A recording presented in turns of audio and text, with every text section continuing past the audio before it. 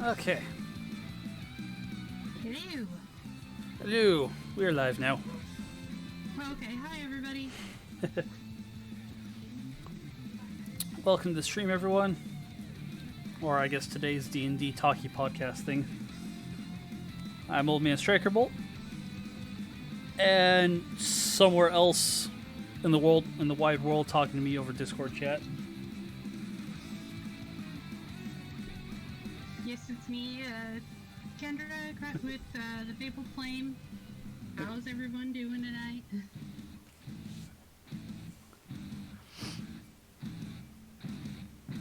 Hopefully everyone's doing okay. Before we get started, I'm going to do that usual, shamelessly plug my sister's candles. Thanks. Yep. I'm actually going to be painting candles while we're doing this. So, that'll be fun. Doing alright? That's good to see, Mayo. Sorry you've had a long day, but hopefully we can chill and talk about D&D stuff. While I sit here and first advertise, the Fable Flame store over on Etsy. There's a lot of people have custom D20 candles in their cart. Looking at That's this. kind of awesome. That's exciting. But, yeah, right now my big thing is my seasonal scent line. I've got all sorts of fall yummy candles that are available. I'm working on restocking the Merrymaking, which is my favorite and actually sold out the fastest. So that's... They will be back, I promise. She does amazing work with the candles. It's all really cool stuff. Check it out. Etsy.com/FabledFlames. Okay, so we get ready to talk some D&D? We're ready to talk some D&D. Awesome. And today's D&D topic is evil. See, that's how bad I am at being evil, because I can't even do the laugh without coughing. Yeah. I should get in touch with Dr. Horrible. I hear he got a vocal trainer for that. Oh, there you go. Hey, that's a good idea. So, But yeah, alright. this topic I figured we'd talk about Oops. Sorry. evil characters at the table. Now, a little bit of background stuff. When D&D first got off the ground way back with, first edition and before, alignment was a huge mechanic. From lawful good to chaotic evil, chaotic good, lawful evil, neutrals in between. It was a pretty big mechanic, and a lot of stuff revolved around that. Like, paladins used to only be lawful good. Or, you even had spells like detect good and evil and whatnot. And this was normally kept up through 3rd edition. By 4th edition, there's a change in that. They changed it to from 9 alignments on a grid to 5 on a which went lawful good, good, neutral, evil, and chaotic evil. As at this point, they were really stepping away with alignment. There's a lot of discussion in the community about how it was supposed to work, or why it was a good idea or bad idea, and whether or not people agreed or disagreed. But the point was that a lot of stuff is gray area, morally ambiguous. So by 5th edition, they're like, okay, alignment is not a big deal. It's not really important. It's sure your character, you can give your character an alignment, but it didn't really, in the context of the rules for 5th edition, it doesn't matter. But still, it's some semblance of, that good and evil, still sticks around.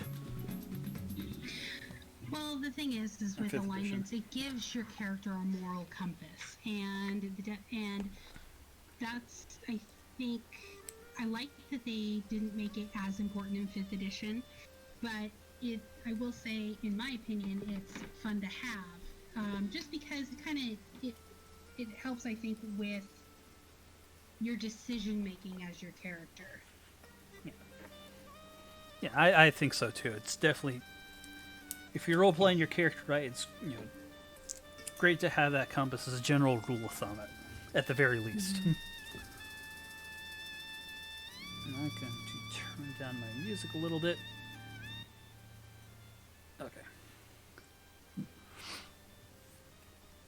But still, it's some DMs nowadays still make the rules of, hey, only good characters at my table, or hey, we're totally playing an evil campaign. Today I want to kind of talk about like doing evil characters in a good campaign. Yeah. Mm-hmm. Like how to make that work right, like rights and doing it right, doing it wrong, sort of thing. Yeah. And I think I'd like to preface this as, it's like, I think a trap a lot of people fall into with evil characters. They think evil character automatically means murder hobo. Yeah.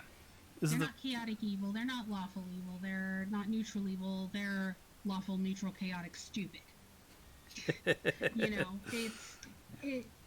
That's what they fall into. And it's like there's a lot of really evil things you can do that doesn't involve murdering, that entire orphanage or, Although it is fun to trick the paladin into doing so. Yes, but it's also, evil doesn't mean you're going to try to murder your party at every turn. Yeah, some of the best villains wait for the right time to betray. Mm-hmm. Or maybe they don't. Or maybe they don't. Maybe some villains are just like, yeah, I'm an asshole, but that guy's a bigger asshole. Yeah. Sort of thing. So sometimes I pulled up a few things. Sometimes this guy shows up as the anti-hero, or maybe you're really trying to play like. That's not the right one. Maybe you're evil all along, but you recognize that, hey, your plans for world domination are being blocked by this guy's plans for world domination. Mm-hmm. Like, just because you're evil doesn't mean you know everyone who's evil. Yeah. And, there's also the, it's also, you have evil tendencies and things like that, and maybe you're fighting against that, your evil instincts, I had a character that was exactly that. So, there's a lot of ways to play evil without making it unplayable in terms of the game. Yeah. Because if you do want to play an evil character, going back into that, trap pitfall of what an evil character is, D&D is still a team game first and foremost. If you're playing a character that's making life difficult for the other players and making it unfun for them, you're doing it wrong. You're doing it way wrong. So first rule of a character, just like any other character, it's teamwork is still a big thing. Mm-hmm. Don't be that guy at the table, or that girl. Don't be that guy. TM. Yeah, trademark. Yep. So where do you want to start? Do you want to talk about like just the evil axis of alignments and kind of just talk about what they're doing, or what do you want to do? Actually, it sounds like a good place to start. Okay. Just that evil axis. Okay, so we have lawful evil, neutral evil, and then chaotic evil.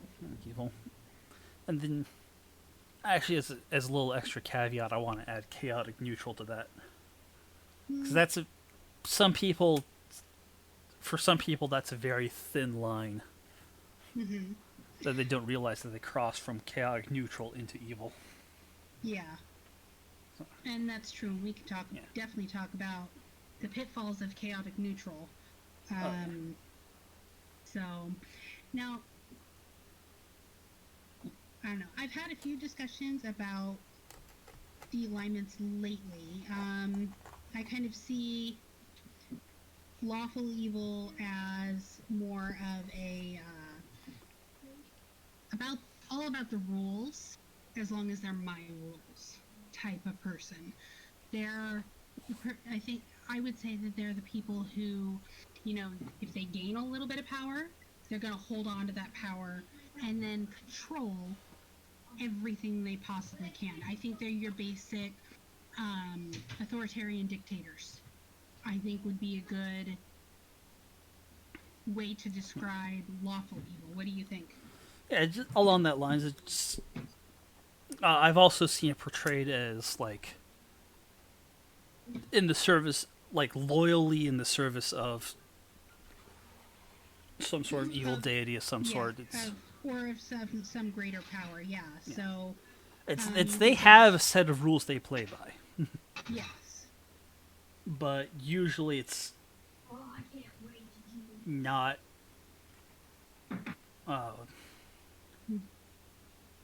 It's they have a set of rules they play by, but it doesn't mean that it's like. God, what's the word I'm trying to think of? Doesn't necessarily mean that they are moral rules. Yeah. You know. Oh, by the way, I do apologize if you do hear little ones in the background. I'm doing this downstairs, so I've got people moving around and doing things around me, so I do apologize for that.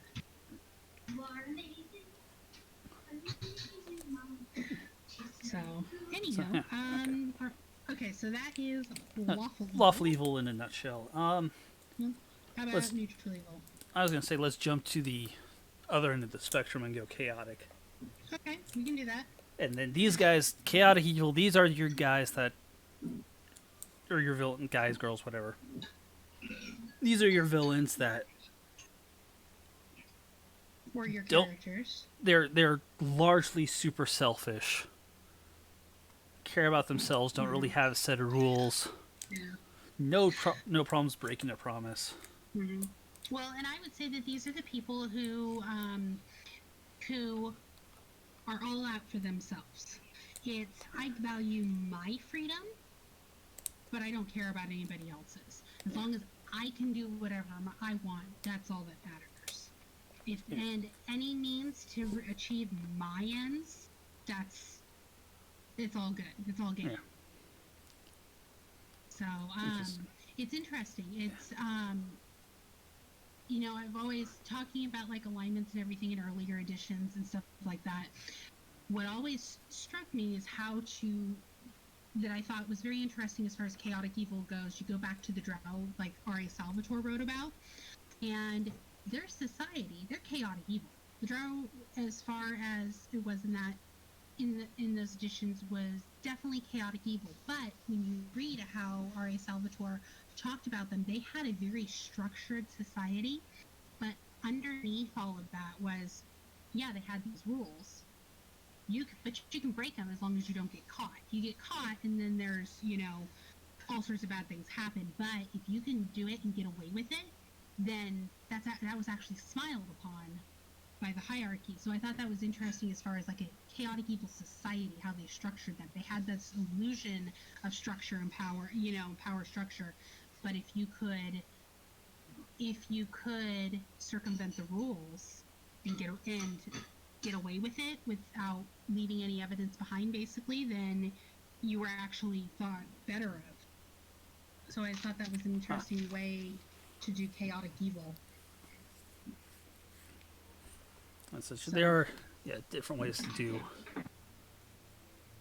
chaotic evil. One of my favorite examples of chaotic evil is a villain from Final Fantasy VI. Kefka. Of course I'm going to bring Final Fantasy VI up. We're talking evil. I got to talk about my favorite villain. Yeah. There's an example of chaotic evil, the nihilistic clown who acts only for his self-interest. And all the while he's making it look like it's in the self-interest of the Empire and the Emperor, but But ultimately, it was all for himself and what he wanted, and Yeah. what he saw as he was most definitely,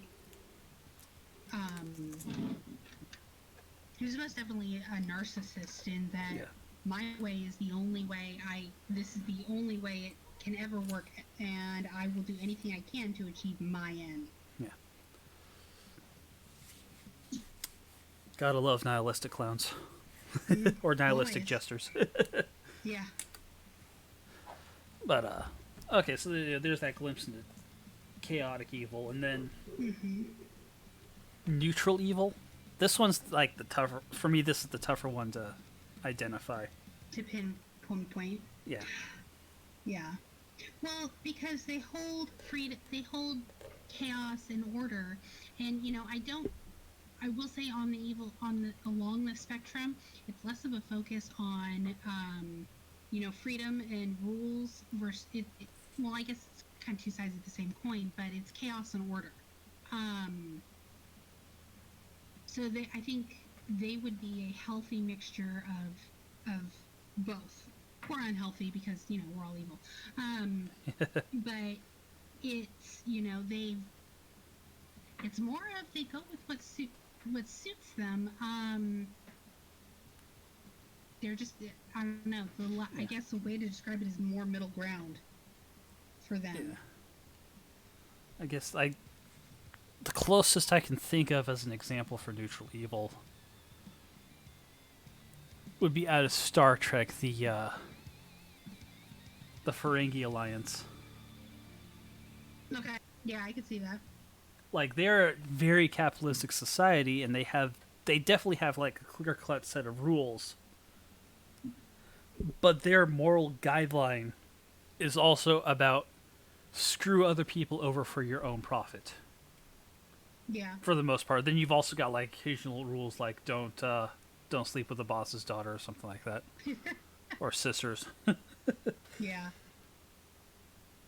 Like Yeah, also that's- some that's weirdly interesting. specific ones, but Yeah. but it's like the capitalists like screw the other guy over, but there's a limit. Yeah, and I think that's what the thing is it's maybe that's exactly it. Is that there's a limit to things. Yeah. Usually it was more like, okay, yeah, all out for myself, that's all good and everything, but there's a limit. Yeah.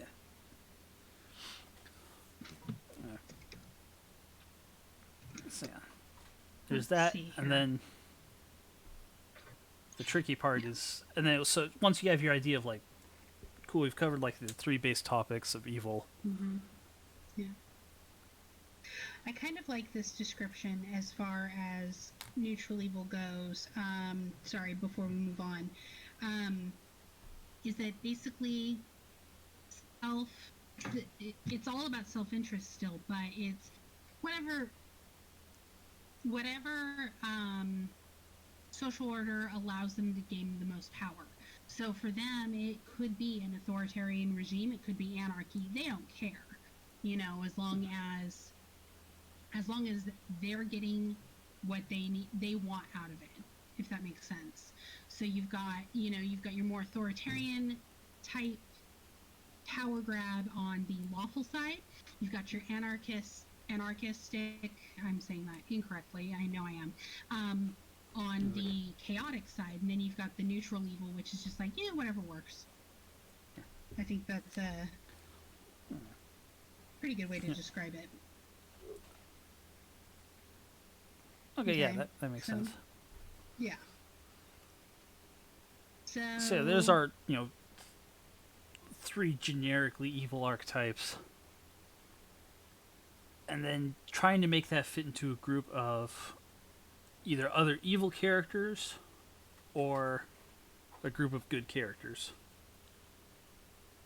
So And that's the thing, is making it work. You can't, and I just want to say this again, is you can't sit there and you just murder everything in sight, because it just makes the game unplayable. Because if your DM is, if you've got any half decent DM is going to be like, well, look, now you're in jail. Oh, look, now, I mean, you're going to suffer major consequences for your actions. You could end up dead.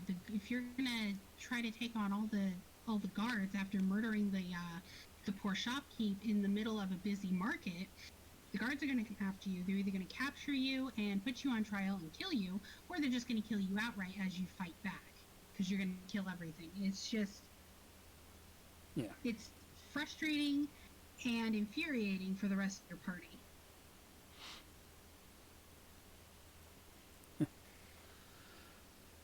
Yeah, it's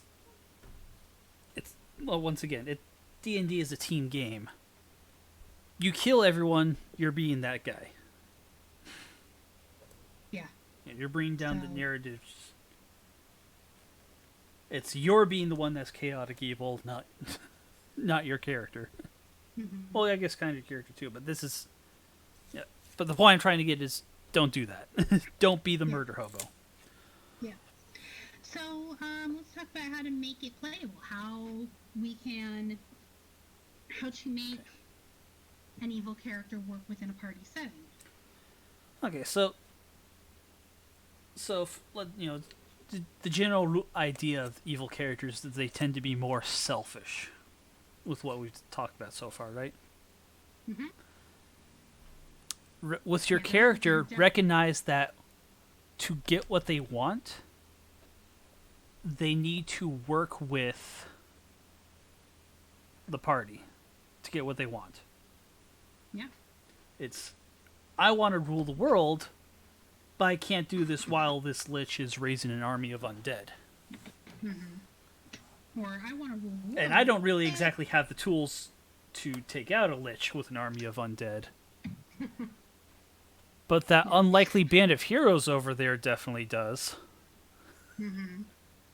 And it doesn't even need to be that grandiose either. Yeah. Especially if you're a baby level 1 character, you're still figuring out what you're doing. I mean... Start small, work with like the tri-state area or something. Yeah, exactly. And here's a fun... And, like talking about a baby level 1 character and how you're putting that together within a party setting, it might be that you haven't even really figured out your character's motivations completely yet. I mean, yes, you want a backstory, you want to have all that set to go, but they're going to start small. They're still going to recognize that they are, even if they're dumb, they're going to recognize they still need to survive. So they're going to find people. They're going to find people who can help keep them alive. Yeah. Especially if you're on a quest for power and you're on a quest to become the big bad evil guy or whatever, you're going to need minions. You're going to need allies. And I think the way a lot of evil characters would see it as is that these aren't people who are going to be my friends. You're not traveling with these people because you were thrown together and this friendship has blossomed and it's the most wonderful thing. You're with them because you can use them. They're important. They're important because they can keep you alive and they can help you reach your ends. So I think it's kind of like a subtext type thing where you're not just going to automatically go out and say to your party, you know what, I'm only keeping you guys around for what you can give me. You may feign friendship. You may feign, for lack of a better term, you may feign caring, but you don't really. Does that make sense? Yeah, it's... To fool your enemies, first fool your acquaintances? I guess. Yeah. So, that's just basic surface level stuff. Now, here's the fun thing about evil characters, is that they don't automatically not care about people, though. they could have somebody, there could be one person that they actually care about. You see those tropes where, your big bad evil. Actually, here's a good one for an example of that. Cheesy movie, The Mummy. The Mummy was Which one? the one with the first one with what's his name, Brendan Fraser. Brendan Fraser. Okay, yeah. Yeah. There was another Mummy movie like 50 years before that one, but yeah. Well, I was talking about that one. yeah. But my point is that the Mummy, he was evil. He was a bad guy. He was, whatever evil ends he was trying to achieve. But he had this one love of his life, and so his first thing was to bring her back. His goal was for them to have eternal life together, blah blah blah. I don't remember the specifics of the movie, but it was the one person that he wouldn't, that he cared about. And so with all the evil things he did, he still had this glimmer of for lack of a term, care, so your evil character can still have connections to people and can still care about things. Doesn't have to be the evil, the loner edgelord type that that goes off on his own all the time and has no connection to anybody or anywhere, they can care about things as well, so yeah. It's even like and then like also you're like, here's the next I just thought of this as another character idea. Okay, we established, I've got party members to use and such and whatnot. So there's being secretly evil. oh yeah. But then there's also being like, I want to say overtly evil, but that's not quite right. It's basically the idea is this comes off of several different books by Margaret Weiss and Tracy Hickman, the authors of Dragonlance. Oh, Raceland.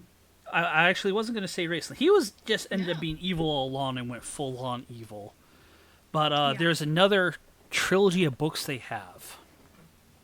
I think it's called Rose of the Prophet or something like that.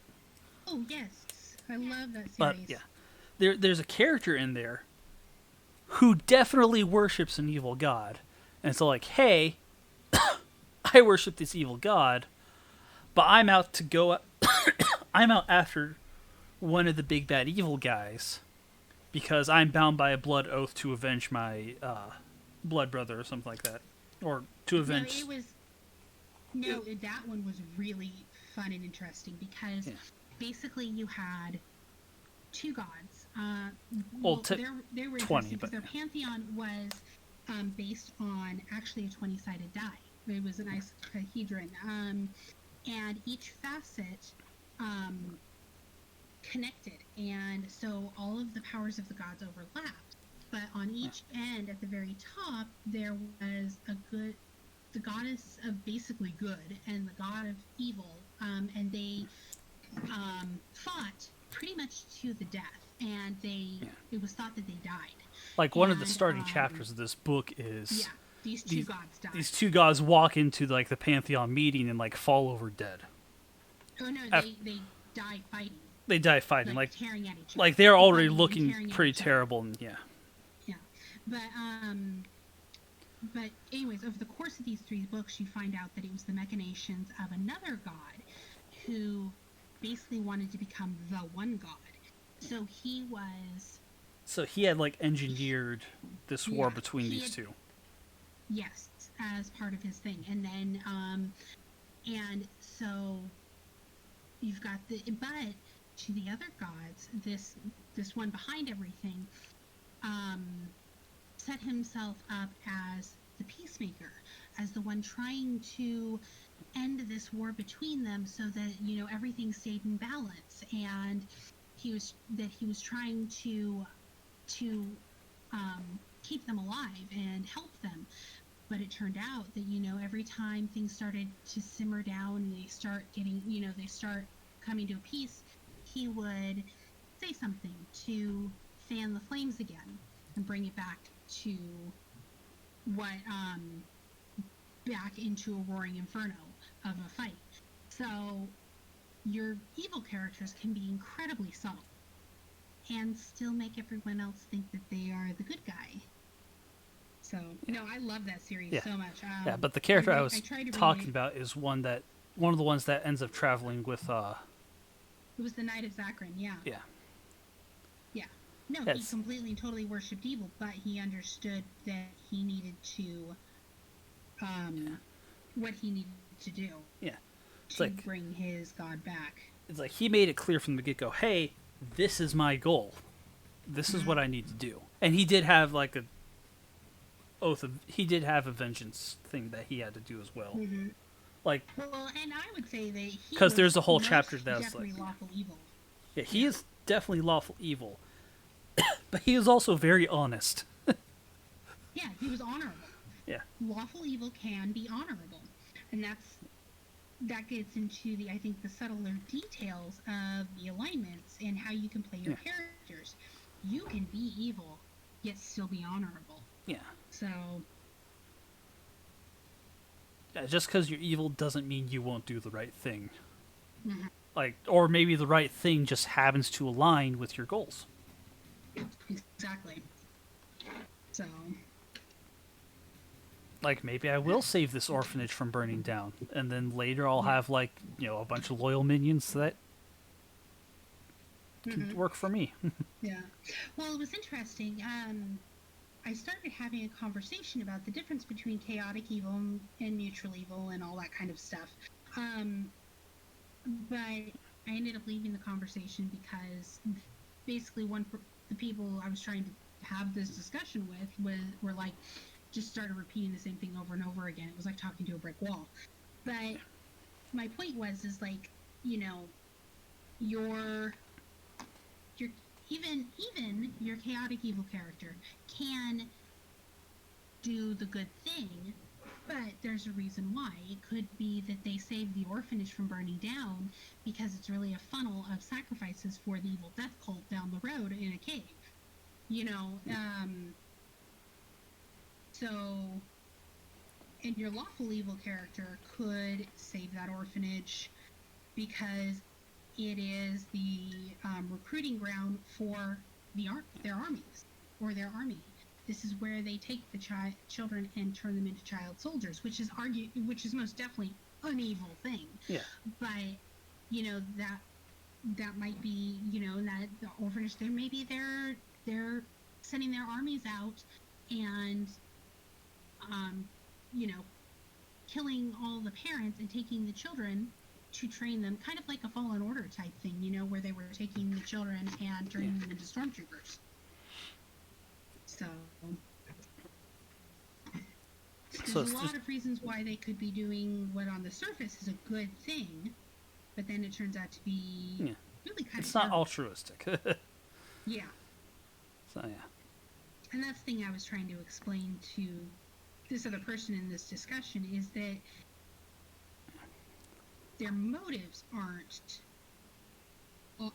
altruistic. You're still on the evil spectrum somewhere, but you might do a good thing here and there, but you are most definitely not doing it for the good of, or the health, or the good of the people around you, whatever you're doing. Yeah, definitely. A shame that the person wouldn't listen, but that's the internet for you. Yeah. I'm assuming that's the internet for you anyway. Yeah. So talked about lawful. It's just because you're evil doesn't mean you work against the party or work to screw your people over. It's there you go. We established that hey, you could have similar goals. Mm-hmm. Like your reason for pursuing those goals may be different, but you got similar goals. And this also doesn't mean, and this is like a pet peeve of mine whenever playing, it doesn't mean screw over the party and like steal all the loot under their nose or something like that. Yeah. Like it bugs me to hell and back when people like do that and like will steal from the party. It's like, sometimes it's like, okay, but what was the point of stealing that greatsword? You're a rogue. It doesn't benefit you in any way, shape, or form. Or Yeah. okay, Well, this and this and thing would here's look the better thing for with this that. character. And Yeah. And well, here's the thing with that. It's evil doesn't mean stupid. yeah, And I think that's where people get lost because yeah, they are looking at the act. So stealing from the party is the evil thing. So I'm evil. That's what I would do. They're not looking beyond the dynamics and of the people that you're playing with. So, like for example, I had a character who was a total who stole things right and left. She happened to be a good character, but she was taking things all the time. But I made sure that the things she took were worthless or trivial. So, for example, she stole the feather off of the cleric. We had a cleric who had a raven cloak because he was a cleric to a raven queen. So she stole a feather from the from his cloak. Or one time she did steal the shield of the party barbarian, but the thing was she wasn't subtle about it either, and so the people knew what she was doing. Because it would appear, like, say, on the Horde of the Minotaur in the party, or she brought the shield back to the other player, but it was decorated and it was pretty. So you can steal from the party, but you have. But I think that the trick of it is to do it in a way that doesn't harm the party, if that makes sense. So you don't want to jack all their money. That's messed up. That's just going to piss people off. But doing the silly little pranks like that, I don't think will hurt anything as long as your party is okay with, like, out of character, everybody's okay with it and understands that's what's happening. So, but that goes back to the discussion of consent and session 0 and all that kind of good stuff. yeah. So yeah, So I think sorry, I went on a tangent there. that's fine. No, that's good. That's good. It was a good tangent. Good tangents. Yeah. So talked about not screwing over the party over. Let's move on to that thin line between chaotic neutral and chaotic stupid or chaotic evil. It's like one prime example of this. There's a movie you can watch for free on YouTube, like by a group called Dead Gentlemen called The Gamers, or their second movie, Gamers Darkness Rising. Oh yeah, I love that movie. Yeah, and it is free to watch on YouTube. They put it up on YouTube themselves to watch. I've got a DVD copy as well from one of their booths. But one of the characters is playing this sorceress who has no problem burning 4th level spell slots on 0 level peasants. As an example. It's like they are doing, every now and then, they will do stuff. Some of it's hilarious just to mess with the party, like raising dinner from the dead. Or, inflicting torture. But they'll also occasionally, like, kill the peasant because they felt like it. And by the end of it, even the paladins in the group's just so like, you're not chaotic evil or chaotic neutral, you are evil and a whore. Yeah. Line straight from the movie. Yeah. But that one kind of bothers me, but that's a different thing altogether. Yeah. It's definitely playing the stereotype out, is what it is. Yeah. But that's the thing, is that if you're chaotic neutral, this was another thing that came up in that discussion. People were like, well, chaotic neutral people are out for themselves. Not necessarily.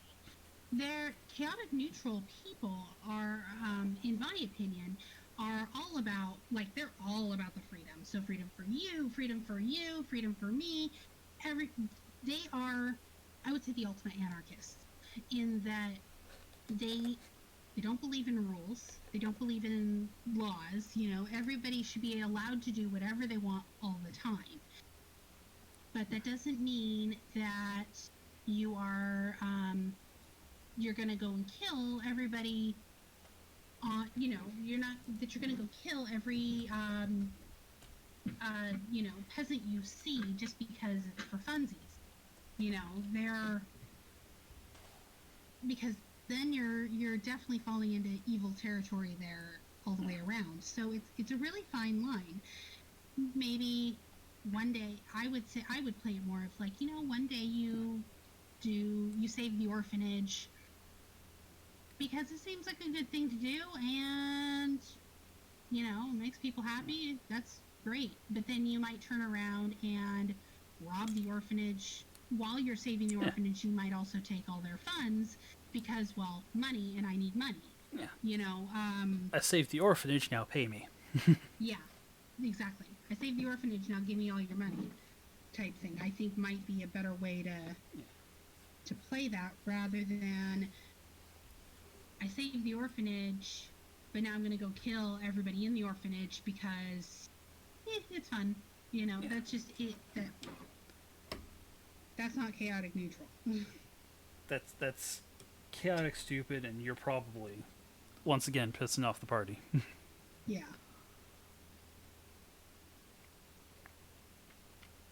So, yeah, don't fall into that's what my character would do thing. Yeah. That's a very, for a chaotic neutral character, that's a very dangerous pitfall. Yeah. And it's super easy to fall into. So yeah, there's definitely a difference between chaotic neutral, chaotic evil, and chaotic stupid. So,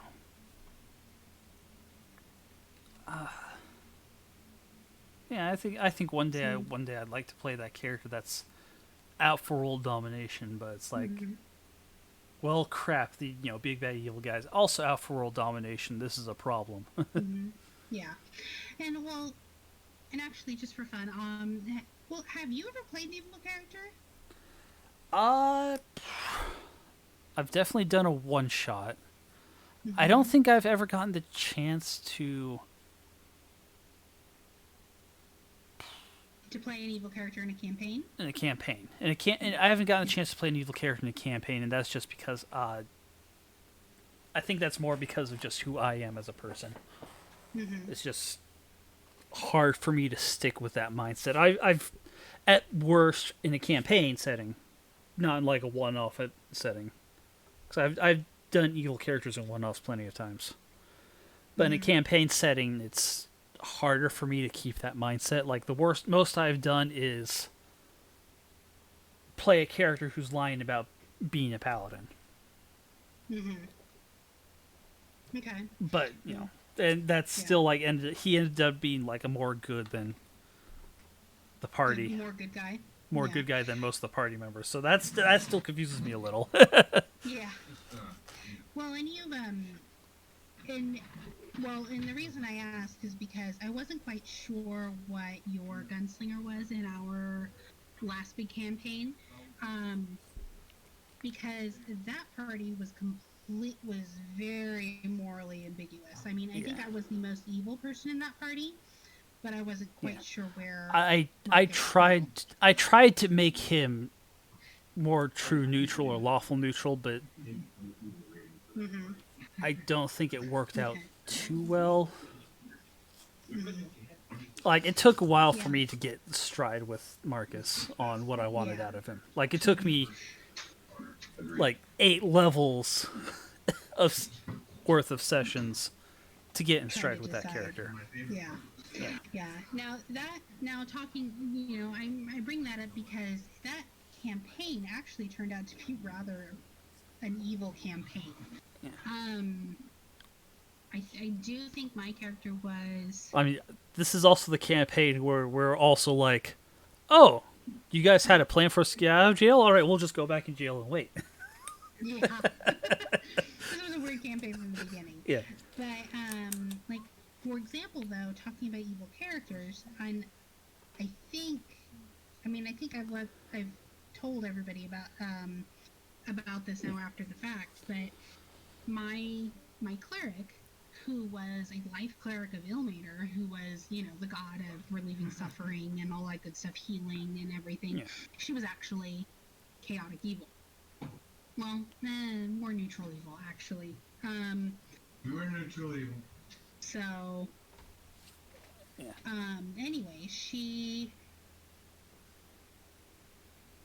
was most definitely she was a killer, and part of it was she was a serial killer, and part of it was I wanted to see how I could make a serial killer actually work within D&D, especially because you're going out killing things all the time. So really, but making her work within the party, I played her as most definitely a narcissist. Everything was about her and about what she wanted, and if things didn't go the way she wanted, she threw tantrums. Yeah. So, which was a lot of fun yelling at everybody at the table. That was wonderful. And then, but anyways, most of the party ended up being evil on some level. Playing somebody is trying to find a moral compass and then falling in with that particular group probably wasn't the best thing for her. Yeah. Yes, I think I was the closest to a good character in the party, but even then, my character was largely very selfish. Yeah. Of course, again, that's also like, again, took me a really long time to find Strife for him. Yeah. Like, I love coming up with his backstory, but I just struggled to get in character with him for, like, the longest time. Yeah. So... Yeah, as far as characters go, he was one of my tougher ones to play. To figure out and see what he was doing and where he fit within the party. That makes sense. Yeah. But, anyways, beyond that, I've never really gotten a chance to do much evil. And I don't know if I really could do it right in a full campaign. Mm-hmm. Maybe in an adventure module, but I don't know about a full campaign. Yeah. Well, I think it's just taking those morally ambiguous choices. And for me, it was choosing the wrong one for her. Yeah. So like if it was Mercy, you're having a fight with some kobolds or something, for example, we'll just pick a low-level thing, and they drop their weapons and they are like, no, we surrender. It's, no, I'm gonna kill you. You dared to attack me, and now you will suffer the consequences. Sorry. Whereas another character, if I was playing someone who's a little more good aligned, I would be like, oh, they want to talk. Okay, guys, hold up. Let's see what they want to say, type thing. So, which I'm sure made it rather difficult for our DM with plot hooks sometimes, because she was vindictive. Yeah, she was definitely. Oh, you tried to steal from me? Have an inflict wounds. Yeah. Oh, I did do that. Who did I do that to? The person who is now the DM of our current every other Saturday game. Got it. Okay. He was playing the gnome wizard. The gnome wizard. Yeah. Yeah. Yeah. Yeah. She was definitely an assert my dominance from the get type person. Yeah. So. Well, and here's the thing too, is that, and I felt comfortable doing that as far as the inflict wounds go, because I knew my fellow players, and it's not something I would do with a random party member. And also, she was a cleric, so I healed him up Yeah. right after. Well, Yeah, actually, but immediately after. But the thing is that though I knew the players I was playing with, so I knew that it was something I could do without invoking hurt feelings out of character. yeah, So that's something, you know, like, and yeah, you it's. can do something. Oh, sorry, go ahead. I was just gonna say, and it was like definitely like, it wasn't unprovoked. It was definitely like a provoked action. Hey, you tried to mess with my character in a way my character wouldn't like. Yeah. But Yeah. but my point is though is that I knew that is that get you if you're gonna do something like that though, make sure you know your party members. I mean, Yeah. know your fellow players. I knew they would be okay with something like that, so that's why I could do that, and that's why I did do it. If I was playing with a bunch of people I didn't know though, that's not something I would even attempt. Is the retaliation because I don't know how they would react to that, Yeah. if that makes sense. Yeah, it does. Yeah, it's You have something to be able to read the room with those type of actions. definitely something to uh you know should have brought up earlier as part of like you know once again it being a group game. Know your group. If it's with friends, you'll know better where the lines are, Yeah. what to cross and what not to cross. And, going back to that's why session zero is kind of important because it kind of gives you some guidelines as to what people are okay with and what they're not okay with. And that makes for a better game all the way around. And I would say, while session zero is incredibly important no matter what you're playing, or, whether you're playing good party, evil party, I'd say it's especially important if you're playing an evil party because you need to know where those lines are and not find them in the middle of a session, you know? Yeah, definitely for sure. Okay, so it's about 6:52 right now. I think we pretty much well talked this subject as much as we can, I think unless so. you can think something else. No, So the basics of it is you can play an evil character, just don't be a dick to your fellow players. yeah. So what I'm thinking is, let's take a small break. I And when we get back, we'll go ahead and build a character. And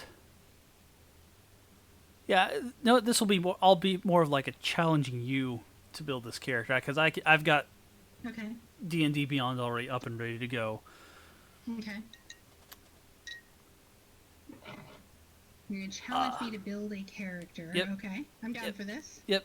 And the challenge, there's two parts to the challenge. One, the character's name is Lemons McDoodles Jeez. because we were talking about Okay. evil characters and villains, and we all know every villain is Lemons. Got it. Okay. I've pretty much got all the rules that are currently available as well for building a character. Build a character who is secretly evil while there's also, you can assume party dynamics, whatever, but one of the other characters in the party is a paladin. Okay. So I'll let you So- think about that, but we'll take a short break first because I'm getting thirsty. And Okay. the tea I made myself, the tea bag didn't steep right and just tasted more like dirty water. Yeah, 'cause I hate it when that happens. Okay, so how long is this break? Are we going 10 Let's minutes? go. 15, or how long? Let's go 10 minutes. Be back at 7:05. 7:05. Alrighty. 7:05. Yep. And yeah, we'll see you then. All right.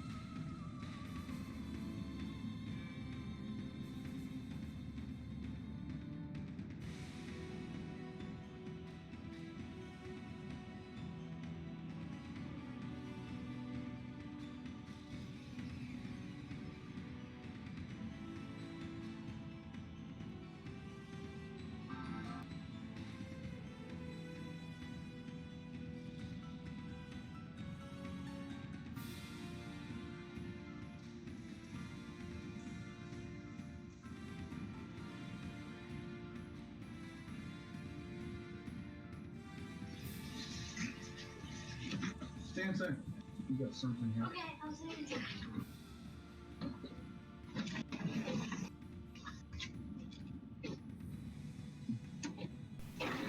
Okay, All right. we are back. I got me some soda.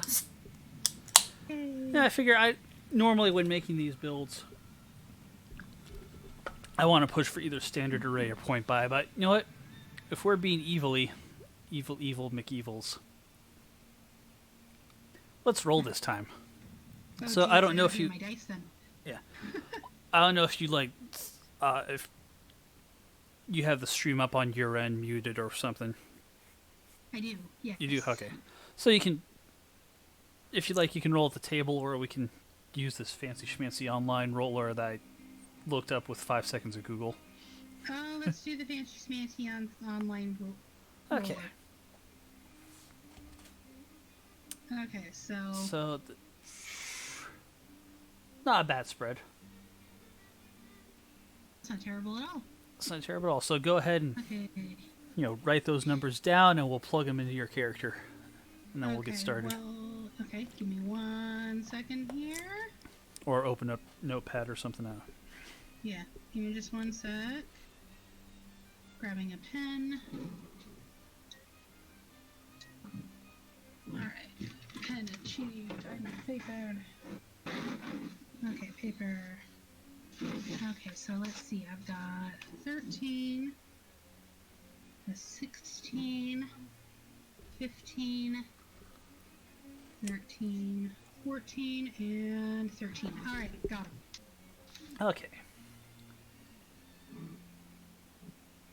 All right. Okay. So where do you want those numbers to go? Alright, I want that 16 into charisma. Okay.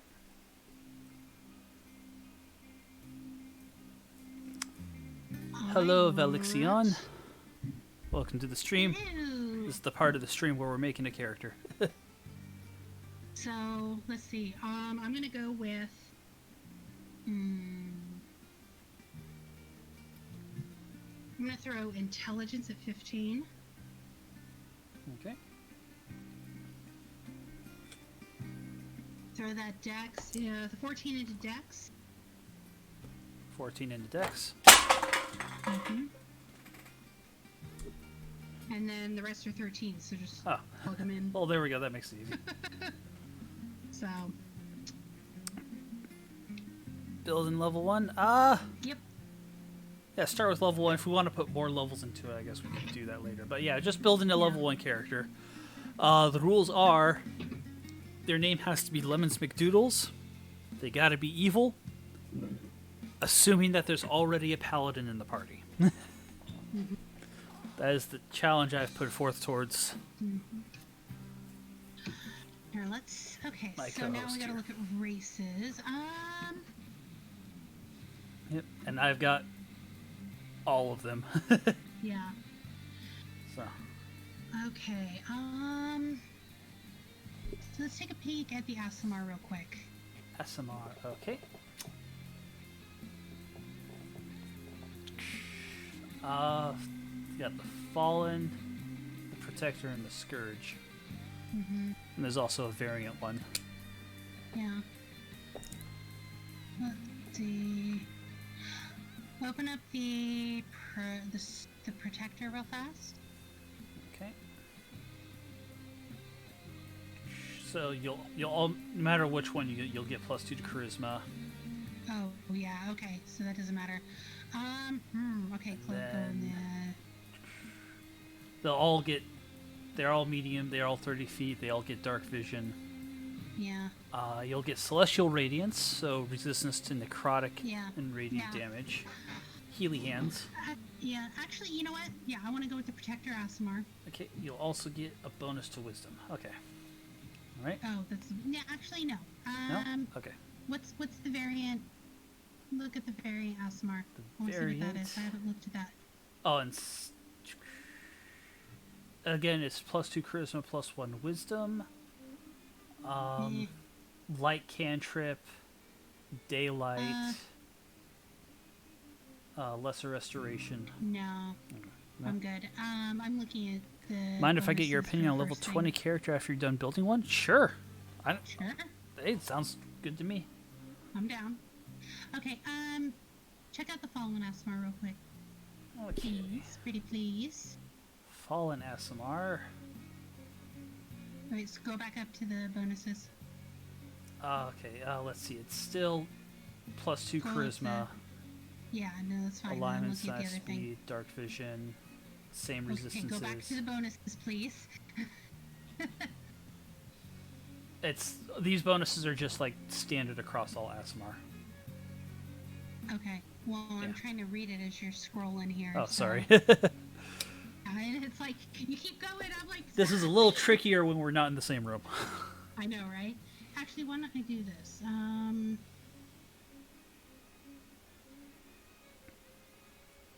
So then I can just kind of look as going through here. Oh, it's not giving me what I want. Okay, never mind. I lied. That would not work. Okay, let's pull out of the ASMR real quick.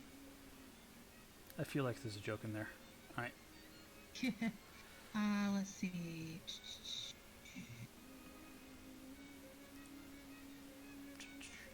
Let's look at the elf.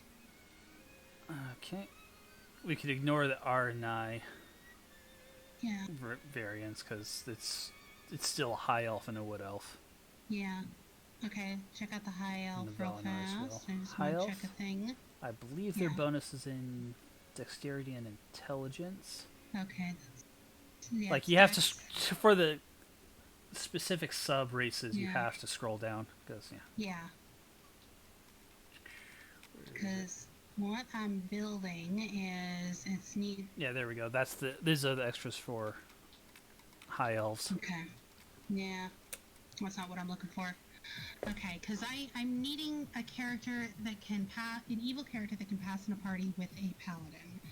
And a good paladin at that. So,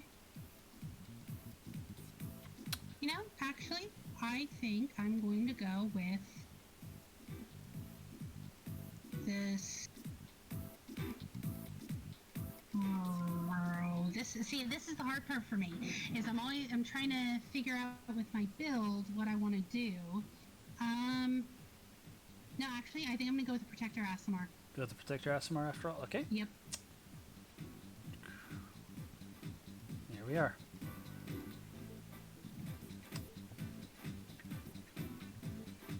So yeah, you got the wisdom, you know, celestial. You get a cool transformation at 3rd level. Got some healing hands and bear light. Okay, Okay. Cool. All so right, next. just as an extra note, your abilities look like this now. So you got your charisma is bumped up to Cool. 18, your intelligence up to 15. Yep. That's perfect. That's Alright. what I wanted. Okay. And I'd like a bard, please. The bard, okay. Oh, no. I'll just go ahead and go. Let's go with level 3 so we can get the Yeah, so archetype it's in there. yeah, get the college. So you went to college. Which college to go to? Glamour, Lore, Harvard. Yeah, I'm a Yale girl, okay? Alright, let's look at what the options are. Okay, you got Glamour, Lore, Swords, Valor, Whispers, and Eloquence. You know, I'm not familiar with the Eloquence, so as much as I would like to pick that, I haven't even looked at it. Okay. So I think I'm gonna go with the College of Whispers. All right. There you go. You got Psychic Blades and Words of Terror. Mm-hmm. So yeah, you get to do extra psychic damage. You can make people paranoid. Yep. And oh, silly me, you have musical instruments and skills. Yes, I do. Alright, so first musical instrument. Yep. Except for it's not popping up, I'm not seeing it. Oh, you're not? Crap. I don't know why it's not showing it. You got Try clicking on it bagpipes, again? drums, I'm clicking it on and off. Yeah, I'm looking at the Oh, stream. weird. You're right. It for some reason doesn't want to show it. Maybe if I was That's in like just me. screen capture, I might have been able to. But okay, Okay. so what instruments do I have available? Bagpipes, drums, dulcimers, flutes, horns, lutes, lyres, pan flute, shawm, and viol or viol. Okay. Let's go with a flute. Ah, yes, the Pan flute, the most pipes. evil of instruments. Yes. And then I'll go with the panpipes. Oh, the panpipes? Oh, pan flute. Mm-hmm. Okay. Flute, pan flute, and And what were okay? What was the last? Let's see. Was there a harp one in there? Or lute, lyre, the or I lute. don't know. I'll Yeah, go there's with lute and lyre.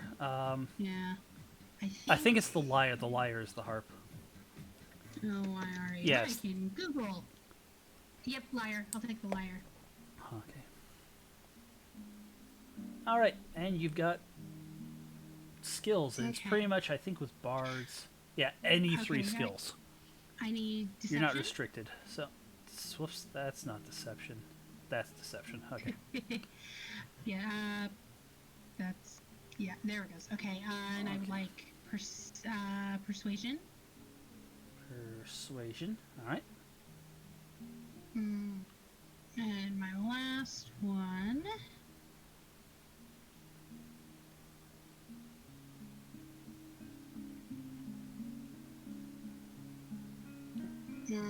It's pretty much again You know any what? three skills. So Yeah, I know. That's what I'm trying to decide because there's some options here I could go with that would benefit me in hiding from the paladin. I mean, I could just literally hide from the paladin, go with stealth, but I'm thinking more. I could go with. I was thinking more of maybe investigation or history. If I can do history, then. Or Arcana. An Arcana would be neat. you could also, this is take it or leave it, whatever. Also go with, you Yeah. could go with religion. That's actually, yeah, I'll go with religion, actually. That's There we the go. one I was blanking on. Yeah, Just actually the paladin all day. exactly. That's Okay. what I was thinking. And at third So, level, okay. you also get expertise. So any skill you want double Detection. proficiency. Deception. Deception. And persuasion. All right. Cool. So there's your level 3. That one. Spells. We'll go Oh, real dear. quick on Okay. spells. We'll just Yeah.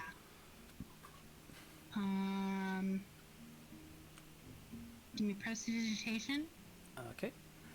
and vicious mockery. Cool. Easy enough.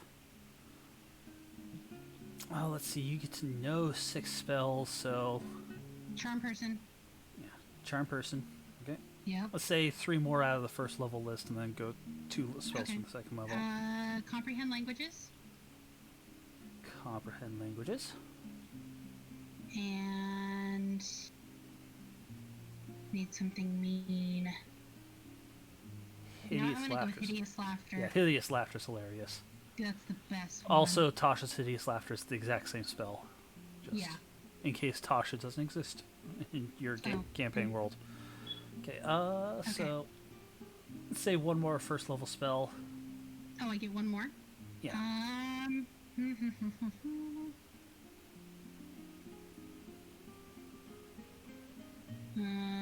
Do I want to identify? I need something mean and I need a damage spell. Damaging spell. Trying to remember off the top of my head. What's Dissonant Whispers? That one sounds fun. Oh yeah, that's a damage spell for sure. Okay, that that's one the is, one I want. Yeah. I want that one. It's they take psychic damage and get the hell out of dodge. Score. I want that one. Cool. And let's see, 2 second level spells. Second level? Okay, let's see. If you want mean I and would nasty, like- heat metal is hilarious. Oh yeah, I know. I played with that one. Remember the giants? Oh yeah, I remember. That's a shame one of them was a fire giant, but No, not in that chamber. So oh, no, that oh, that's one right. was when I Okay. was playing my druid, and we're sneaking up on these giants, and so I heated up their codpiece, and they were bracers. So okay, let's see. With this one, I think I would like invisibility. Visibility. All right. Yep. And one more spell. And one more. One more.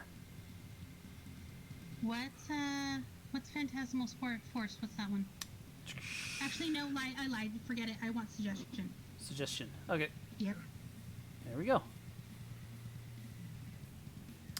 All right. And finally, a background, which is going to be a problem because, yeah, the list's still not showing up, and I have a lot of backgrounds. Oh dear. Okay, so let me just think off the top of my head. I'm gonna go with Charlatan. Charlatan. All right. Yep. So because you already know deception Mm-hmm. from Oh, just you can your pick bard another one. abilities, you get one more skill. Okay. Do I want stealth? No, I would like perception. Perception. Yeah, Yeah. good handy one to have. And you've got false identity as your background feature. Yep. Okay. All right. You've made lemon McDoodles. This shouldn't take too long. Call me Lemon for short. Lemons McDoodles. Okay. What kind of weapon does Lemons use? Lem uses let's see. Go with a rapier. 'Cause I Rapier don't wit. think I have. Yep. Let's see. Diplomat's pack uses Entertainer's pack. Entertainer's pack. Okay. Mm-hmm. And what musical instrument would they start with? I'll start with the lyre. Okay. All right. And they're charlatans, so they get fine clothes, disguise kit that they're trained in. Yep. All that good stuff. What nifty little thing would they stop with? Stoppered bottle, or start with colored liquid, weighted dice, marked cards, a fake signet ring. The signet ring. Signet ring. Okay. All right. So tell us about Lemon's McDoodles. Tell us about Lem. Well, Lem has spent their time in the, let's see, I'm making this up off the top of my head. Spent their time training and basically to be a spy in the courts of the courts of the realms.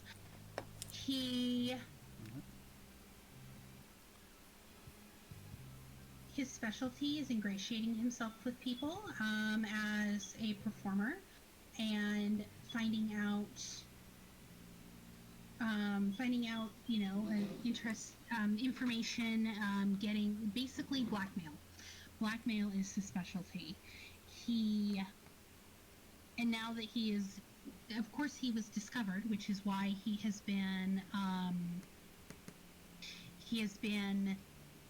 out in the world, and he's come across this party, and his main goal is to get back into his day job, basically. So, basically, maybe become. He doesn't want to be famous. He wants to use his skills to work his way back into the background of doing what he's best at, which is finding out information. So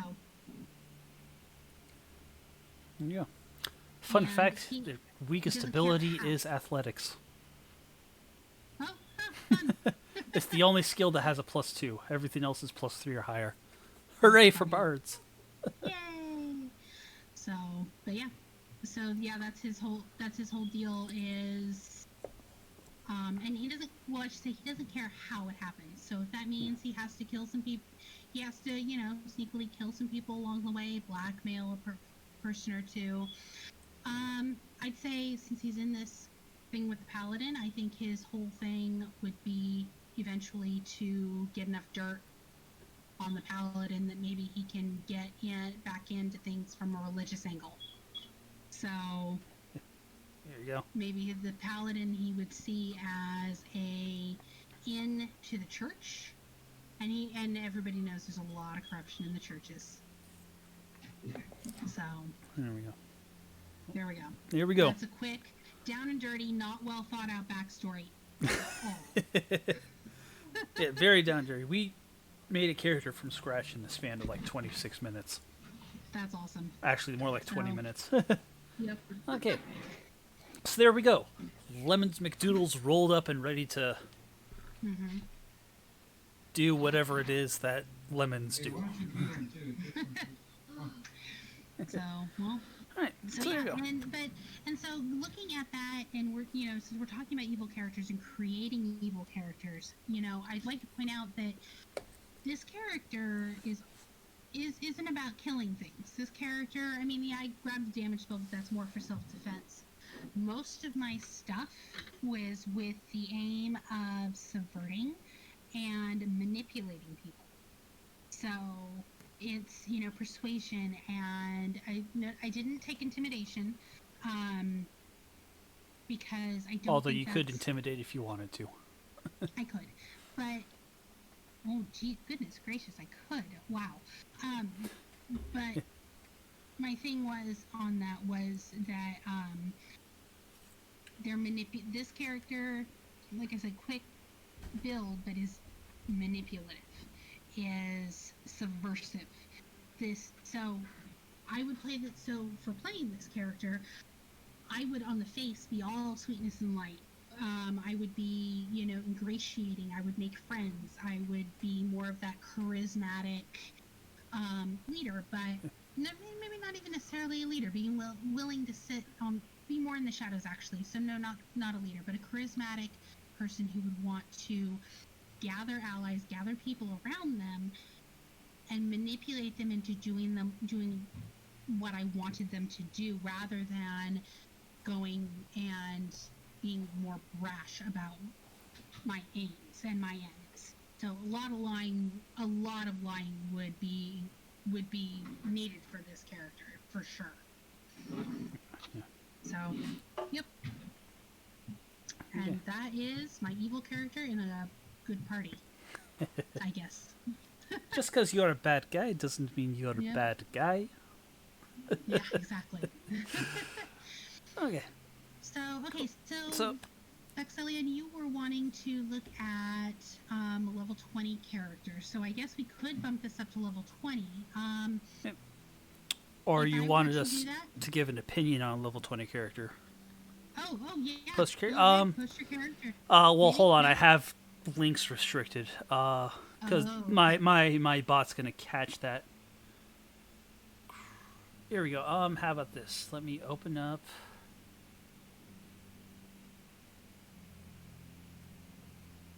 Come on. Make work this with work me. for you. Yeah. Yeah. Let me open up Twitch real quick here. So that you can send it to me, I'll repost the link in chat. So that you can okay. Actually, I think I have it set that I can accept private messages.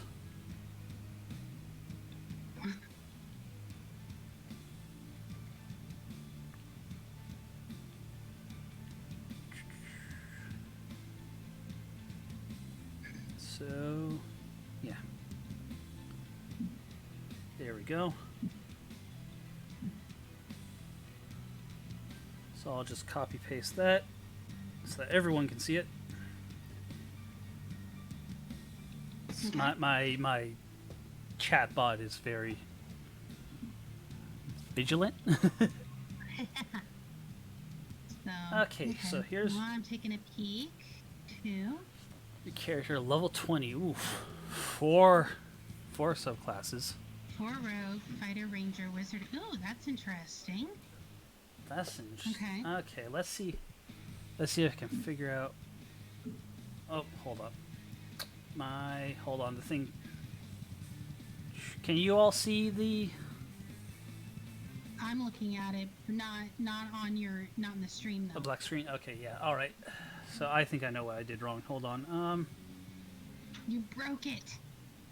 I broke everything. I ruined everything. You did. Okay, stream's over. Sorry, guys.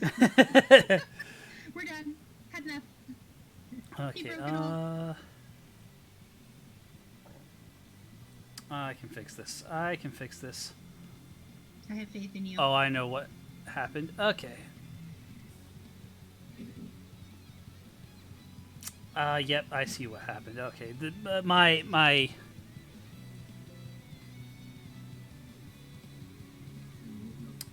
what's the word I'm looking for? My little Streamlabs broke it. Okay. It was there all along, but because I accidentally minimized it, it minimized the thing, and it doesn't want to. Do you have to like disconnect and reconnect or something? No, I have to mess with the. Okay. Well, while you're doing that, let me take a look at this. Yeah. Okay, so we have a level 20 Wood Elf Rogue, Fighter, Ranger, Wizard. 4 in Rogue, 11 in Fighter, Ranger 3, Wizard 2. So what were did you have questions on it, or you just wanted us to take a peek at it, or?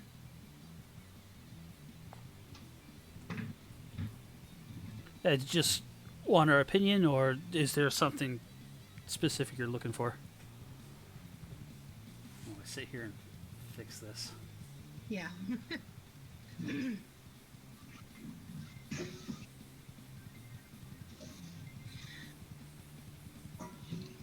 I mean, it looks like a fun character for sure.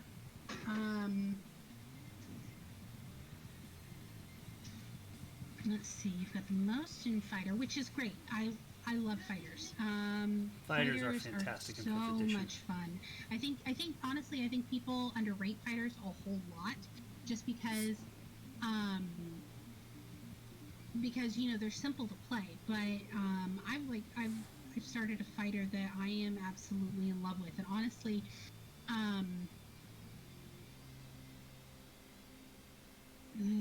okay, so it can't be seen in darkness by creatures relying on dark vision. 90 feet of dark vision gets 6 guaranteed crits on a surprise encounter. There we go. Okay.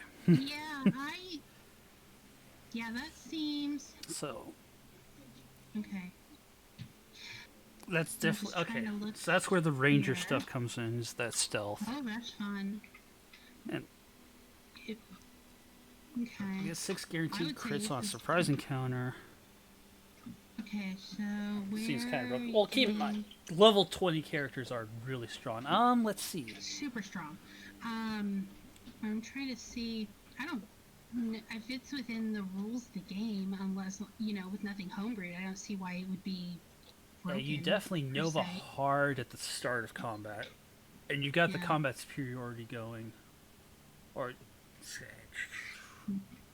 it's in terms of like an initial first encounter. If you get your short rests in between. Yeah. Yeah, it'd be awesome.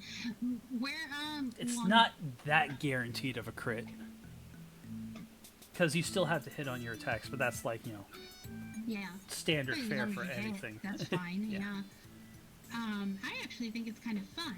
It would be it's a lot to keep track of, but I think it'd be fun to try. It's definitely strong Nova damage at start. Like, holy Yeah. crap.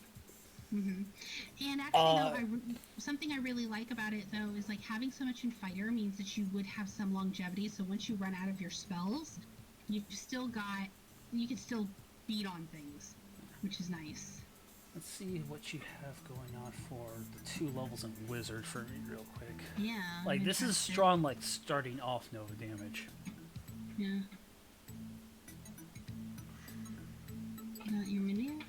Keep in mind, you only get one... You do get a whole bunch of crits, but only one of them gets sneak attack. Because how sneak attack is, it's once per turn. Yeah. But that's only like 2d6 of damage. Right there. It's just I see why you get one with the rogue though, is to get that first round crit. It definitely needs to work with a party that likes some stealth. Because it's also going to rely on that. And then you went with Portent, so you have the divination going on. Okay, Well, here's a question. Why, just because I am interested in why you chose what you chose, why did you choose a couple levels in Wizard? Like, I'm just curious. I think it's for the Portent ability. Ah. Because they went divination. Got it. Okay, I missed that. Yeah. I think it'd be fun. You've also got Lucky, Observant, and Sharpshooter. Alert, Lucky, Observant, Sharpshooter. So okay. You definitely go first. Like, that's 11 is a stupid high for an initiative score or Which is initiative awesome, modifier. Yeah. It's for shits and grins. I once tried to get initiative as high as I could, and I got like plus 25 out of it. Portent for the 2 pre-rolls. I thought so. Mm-hmm. Yeah. No, I don't think as long, like I said before, as long as it's within the rules, it's not a bunch of It's definitely strong Nova damage for the start of combat. Yeah, but what I was gonna say is that as long as it's within the rules and not a whole bunch of homebrew things, I wouldn't say it's broken. Yeah. I say it's working within what what you have available to you, and which I think is really awesome. So the main That's just point of it, the only like real. Sorry, I was gonna say the only real weakness is that you're gonna have low HP, and you're also good on the second round of combat. Great if whatever you're fighting survives the first round. Caveat. Second round of combat, you don't have a lot going for you. And plus, it's also a lot to keep track of because Ranger and Wizard had used 2 different spellcasting abilities. That's what I was gonna say. I think the only downfall I really see, because like I was saying before, they've got 11 levels in Fighter.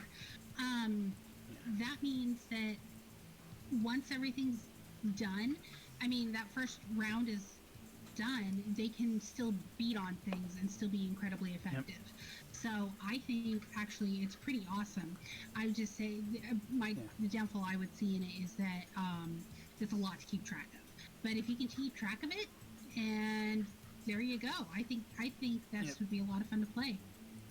Yeah, I'd definitely try it for like a one-off because your first turn is going to take a while. Which is awesome. It's like, oh, did I miss? I'm gonna, spend a luck reroll on that. Oh, I rolled this. I think this is instead whatever I rolled for Portent.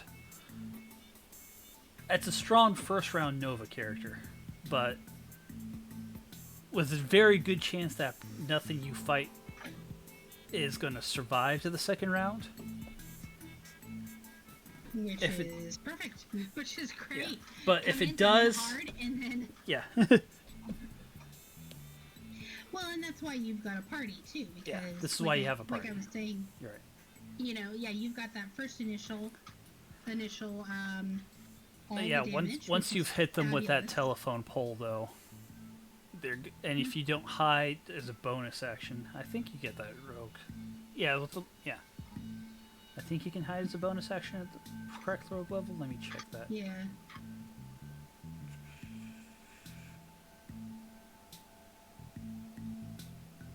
And you've got a plus 15 to stealth on top of that, so. So yeah, you're good. That's Ranger. Where's Rogue? Here's the Rogue abilities. Yeah, cunning action. You can't hide as a bonus action. Yeah, so. Yeah, spam range pushbacks. Yeah. Yeah, definitely. I think it's fabulous. If it survives, you might be in trouble because you are also very much a glass cannon. So you hit hard, but you're going to need those short rests in between fights.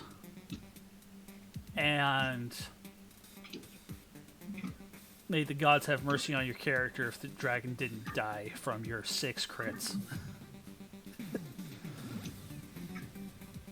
That's sweet passive percent. Oh yeah, she's 30. Did they take any I'm trying to look. It Did looks take like they any just went with equipment or basic Okay. starting equipment. So and yeah. that's something else to take into account too. A level 20 character is going to have some pretty fancy stuff, so I'm sure that armor class would be higher. Yeah. And they've probably come across a thing or two that would probably give them a little more hit points by this point. So What's good HP for a tank? I think with all non. It Oh, depends by level 20. I'd say around 160 is good HP for a tank. But that's not what this character is. They're not the tank, they're the barrel. the DPS. No. Let me see something. I'm gonna check something here. But of course, then again, it's like I've also got. It's also everything's relevant because I do also. One of my characters is a tanky character with like 20 plus something armor class and still attracts an exorbitant amount of criticals. Like my AC is 25, doesn't matter, natural 20, 3 times. Not too squishy. You're a little bit squishy, but They're not terrible. Let's see. Let me check something it's- real quick here. I'm looking up a thing, so don't mind me for a minute. but definitely stay out of range of any breath weapon attacks. Because those are going to hurt. Yeah, so like it's not too terrible. I just kind of did a quick search of average hit points for a fighter. They're saying about 144. Okay, so I overestimated. Okay. Yeah. So 144. So the hit points aren't too bad. And like I'm assuming that by level 20 you'd have much better armor because you would have found some fancy items And- like better armor, better magical items, things like that. So I don't know. I think it's pretty good. 400s. I think it'd be fun. I would actually have a lot of fun trying out this character. So That's a fun, neat little combo too. I would definitely try out this character just for roleplay purposes or outside combat purposes. Comprehend language spell plus the observant feat. yeah, Sounds like it'd be a lot of fun.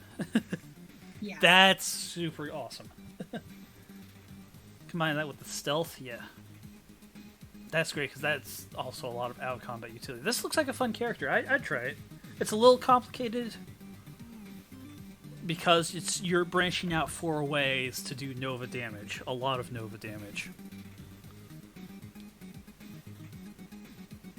And you're going to be pretty much super... If you do it right, you're going to be spent after the first round of combat. But oh my gosh, that first round. that first round is just... Yeah, I'm going to pin them to the wall across Yeah, the cliff. and- yeah, and like I said, you know what though, they can still beat on things through the rest of combat, so it's not like they're completely and totally useless either. Yeah, they might spend all their really heavy, hard-hitting stuff first thing to really knock them down in the beginning. Yeah. But they've still got stuff they can do throughout the rest of combat. I mean, if like I said, worst comes to worst, they can beat on things, so that's cool. Yeah. I like And let's see, fighters. I wonder how much damage that is. Let's see. 1d6 for Huntress Mark. I think that doesn't go up. Yeah, that's not going to go up. So it's just 1d6 from Huntress Mark. 2d6 from Sneak Attack, but that's only the first round. Or that's only one attack.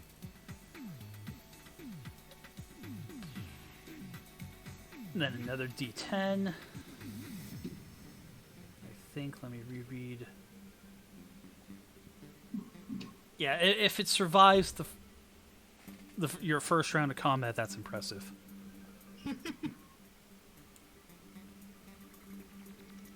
It's So, yeah. Nova damage is so much fun to build for. Whether it's, Paladin Smites or stuff like this. Yeah, and Sharpshooter. I am very familiar with Sharpshooter, yeah. Sharpshooter's a fun one. Oh, yeah. It's like, hey, I don't have disadvantage on my long range attacks. Yeah. Get wrecked, and here's an extra 10 points of damage. Mm-hmm. Also, I don't care if you're kind of hiding, Yeah. You don't get to hide. unless you're No hiding unless you're for you. behind like a giant lead plate. Yeah. So. Cool. Yeah, that'd be a fun character to try out sometime. So. Alrighty. Well, I think that's all we've got. Yeah, we're pretty much run out of time here.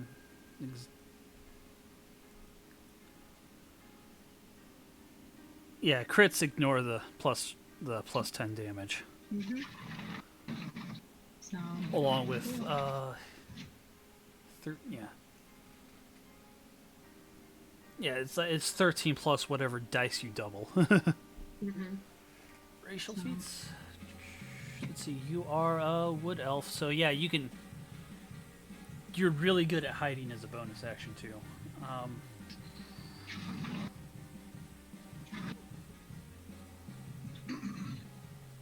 Yeah. You are really good at hiding. That's nice.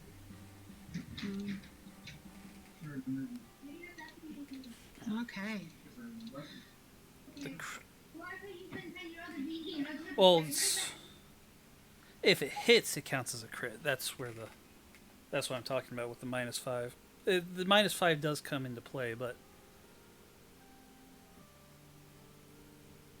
with Yeah, that the many -5 rerolls Yeah. on I think hand, you're good to hit. I don't think that's where it doesn't really matter too much. Yeah.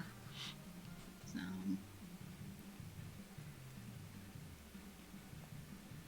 Okay. So- Well. Yeah, it's Yeah, actually for right most up of your pretty awesome for character. most of your stuff, you don't even need 4 hours. You need 1 hour.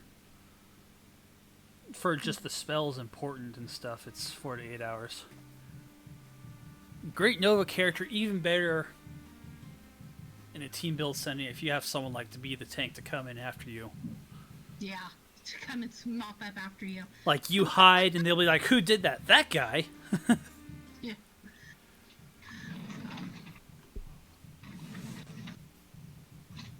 Yeah.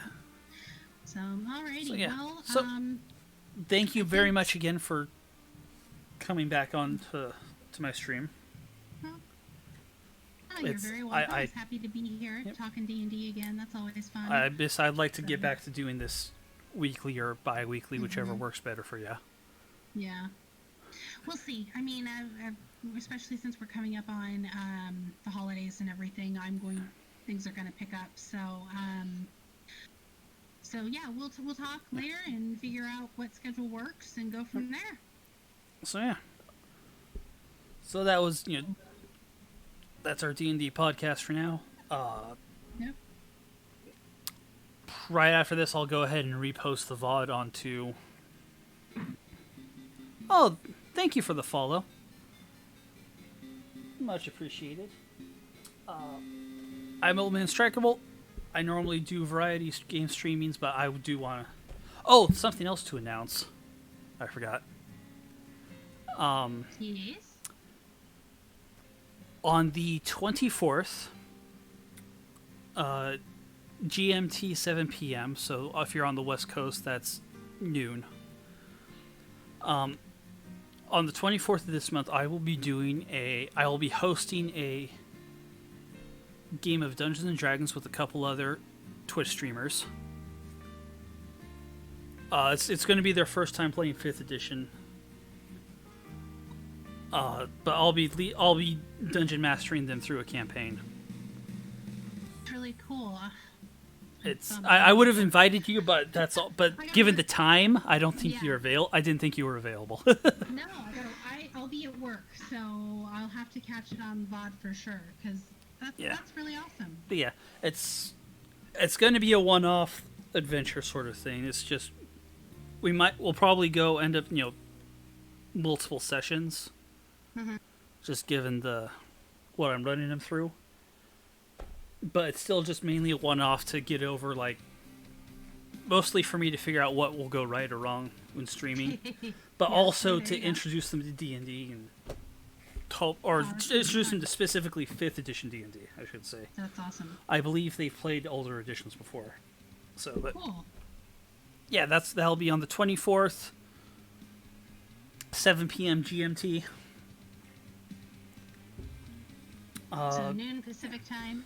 Yeah, noon on Pacific time. 3 p.m. Cool. Atlantic time. That's awesome. Yeah, so look forward to that.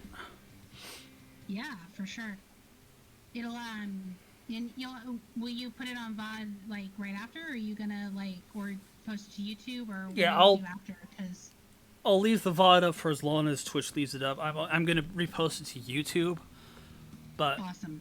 yeah, it's just so it's also archived there as well. But Sounds yeah, good. so yeah, Okay. Well, thank you for having me, and it's lots thank of you, fun, Vansh.